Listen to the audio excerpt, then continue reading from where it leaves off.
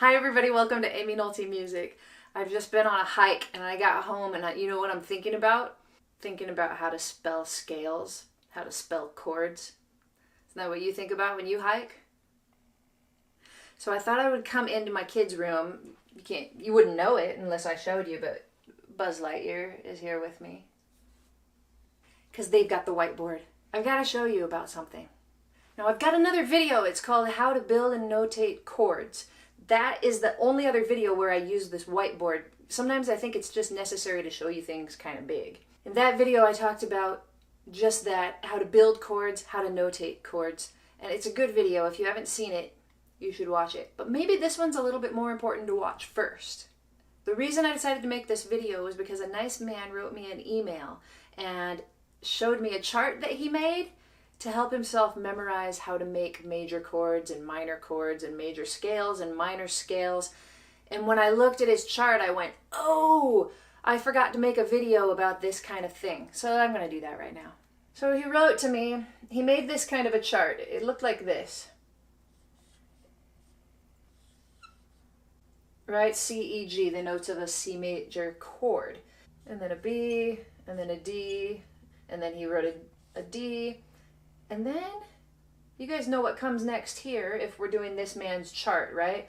Here we're going around the circle of fifths, we're going C to G, G to D, and here we're writing the notes of major triads.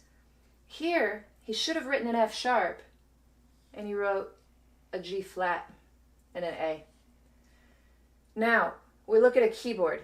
Here is an F sharp, right? It's also called G flat, right? So this is F. This is G. This is either F sharp or G flat, depending on what you want to call it. But you know what? It's not just what you want to call it. There's more to it than that. So like I said, this should have been an F sharp. It's very important. Let me tell you why. To me, the way that I remember this kind of stuff, it's about the alphabet. It's like kindergarten again. Let me show you. So in kindergarten, and in music, we've got A, B, C, D, E, F, G, right? And then it repeats. We've got all of these letters, 7 of them. They're important. When we build scales, we need to use all of the letters. How about that for starters? What if we take an F major scale? Now the notes in F major are here, here, here, here, here, here, here, right? Those are our 7 notes. Now what are we going to call them? Well, we're going to call this an F, this a G, this an A. Now how do we know? Do we call this A sharp or do we call it B flat? How do you know? Well, it's simple. Let's continue writing the alphabet out a little bit more here. We've already used an F, right? F, got it. G, got it. A, got it.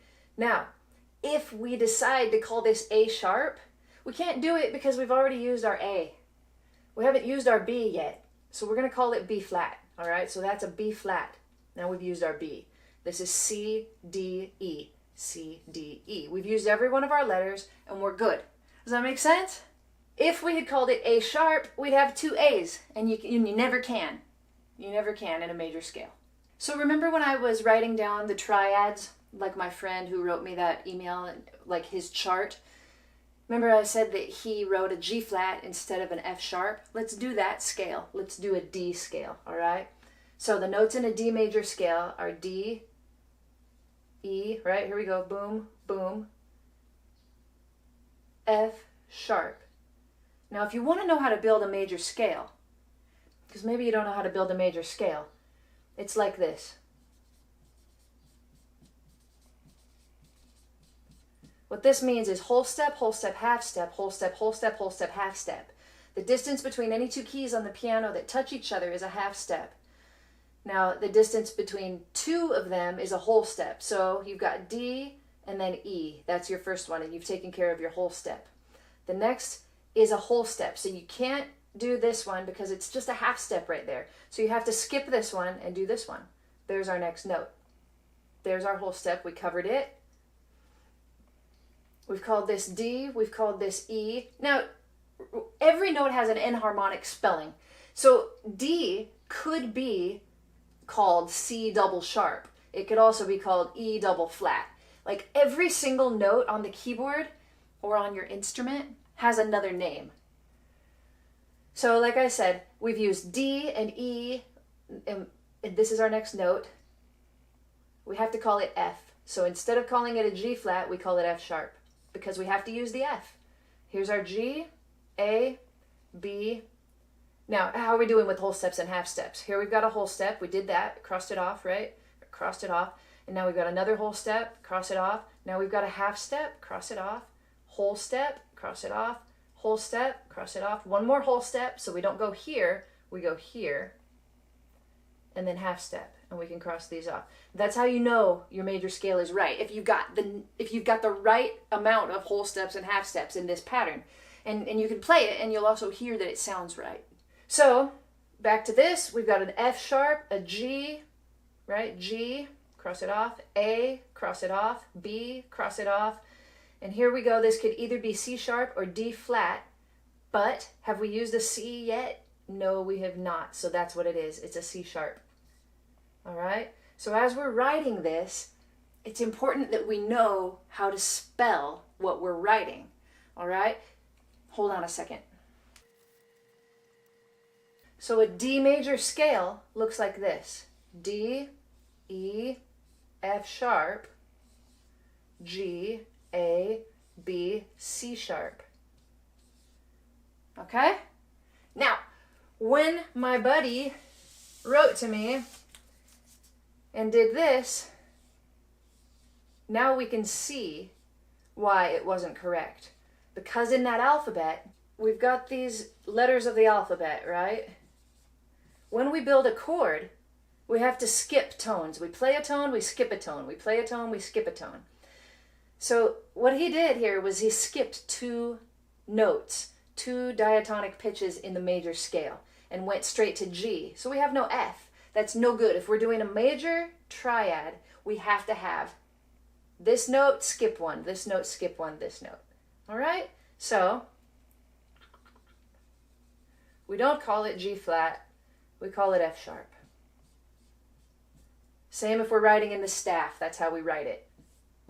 So if we're spelling it with letters like this, or if we're writing it in the staff like this, we have to make sure and do it the right way.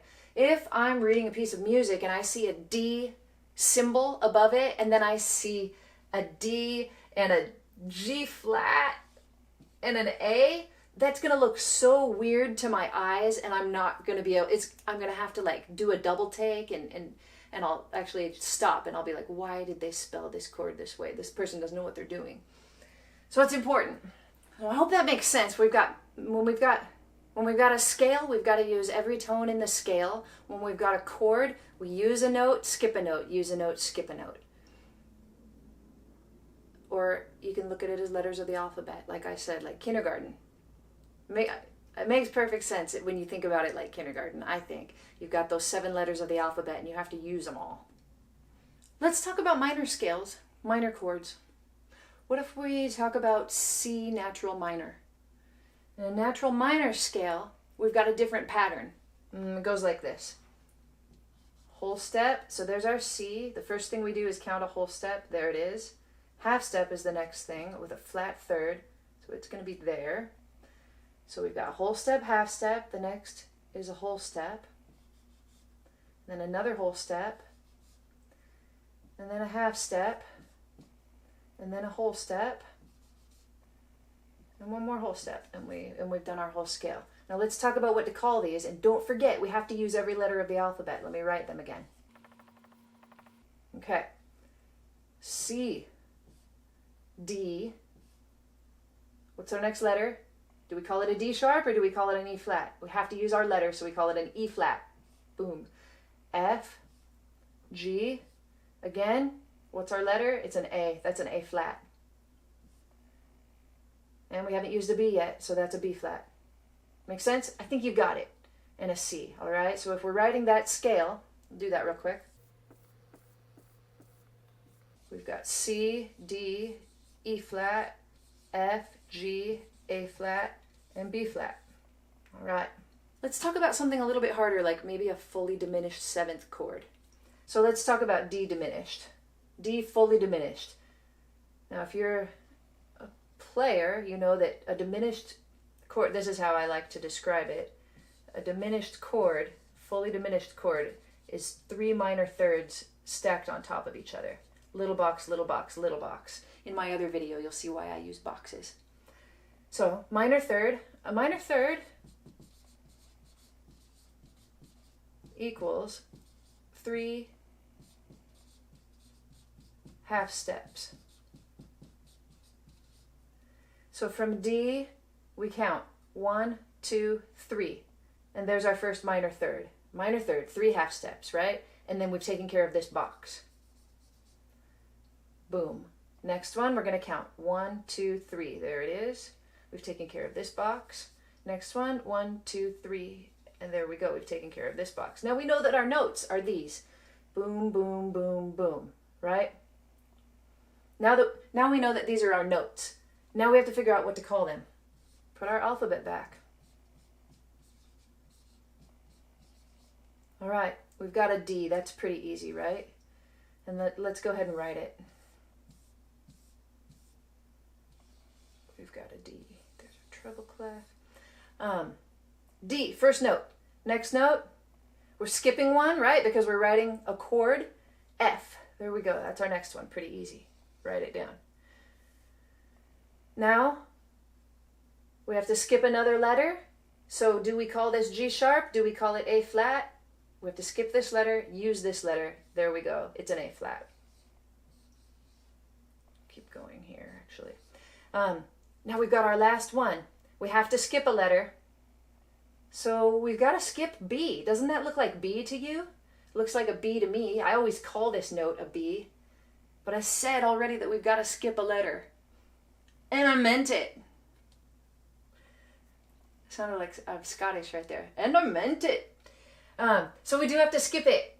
So we have to call this something with a C. All right? So this is a C. This is a C flat. We call it a C flat. And there's our fully diminished triad. And we've used our C. Does that make sense? Good. Let's try one more. Let's do one more fully diminished chord or a diminished 7th chord. Let's do one that starts on a C. All right, so we've got, oops. So we've got C diminished. Sometimes you might see this as C diminished 7th. Jazz musicians just see this and add the 7 anyway. Classical musicians prefer to see this. All right, let's write our alphabet back up here. All right, now we're gonna build our minor thirds, right? Remember the boxes? So we've got a C, and we're gonna go up 3 half steps. 1, 2, 3. That's our second note. We're gonna go up 3 half steps. 1, 2, 3. There's our third note. Up 3 half steps. 1, 2, 3, and there's our fourth. All right, let's name them. The first one is C. We've got it. That's easy, right? It's C diminished. Easy. All right, so C. And we write it right there. Next note needs to be an E, right? So easy. That's going to be an E flat. There it is. Cross it off. Next note, we skip the F. It's got to be a G. There's our G. It's a G flat, right? We cross that off. We can write our G flat. Next one needs to be a B. Uh-oh. That's clearly an A, isn't it? Can we just write the A right here? No. No. We can't do it. We have to follow my rules. It's not my rule. It's been around forever. But you can't write an A because we have to skip it and write a B. So what do? I mean, this is a B. This is a B flat. You know what it is? It's called a B double flat. Holy freaking cow. B double flat. How do we even write that? How do we even write that?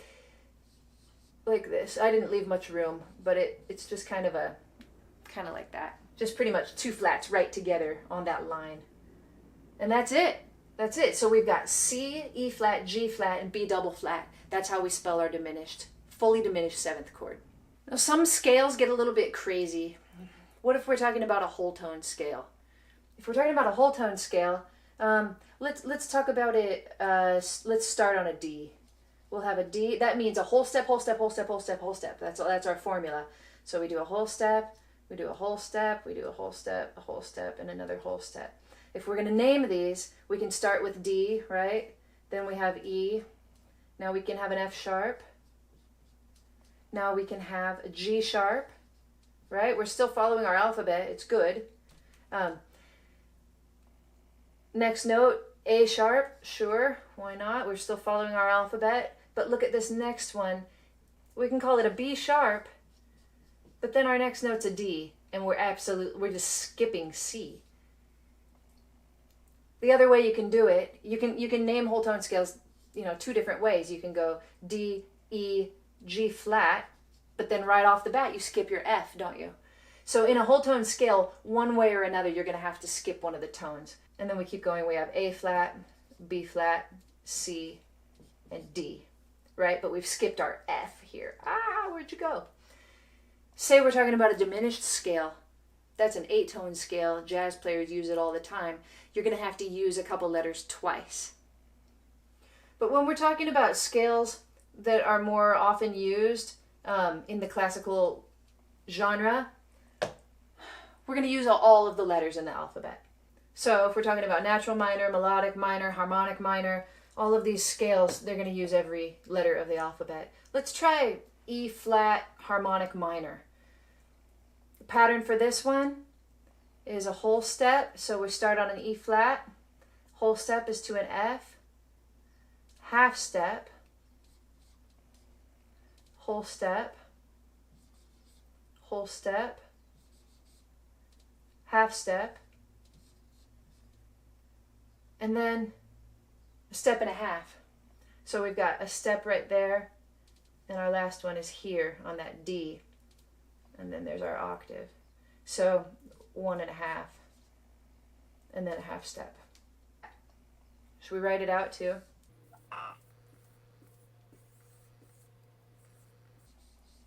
E flat. We've used our E. F. G flat. A flat. We've used it. B flat. We're still following the alphabet, right? A, B, C, D, E, F, G, A, B, C, D. So we've got our A flat, and then, what did I say, B flat? Now, this one here, it looks like a B, doesn't it? But we've already used our B. We've used it as B flat, so we can't use it again in the harmonic minor scale. We have to use a C, so what is it? It's called a C flat, right? C flat. Boom. And then what's left? A D, and oh good, it is a D, right? Then we've got our D. There's our harmonic minor scale, and we've used every letter in the alphabet again. Same thing goes with melodic minor. All right, I don't know about you, but I'm super sweaty. Remember, I took a hike. Now I'm talking about scales on my whiteboard. Who the heck does that? Anyway, I hope you've learned something. If you have questions, write them in the comments. Other people can answer them for you. Thanks for watching Aimee Nolte Music. I'll see you next time. Don't forget to subscribe.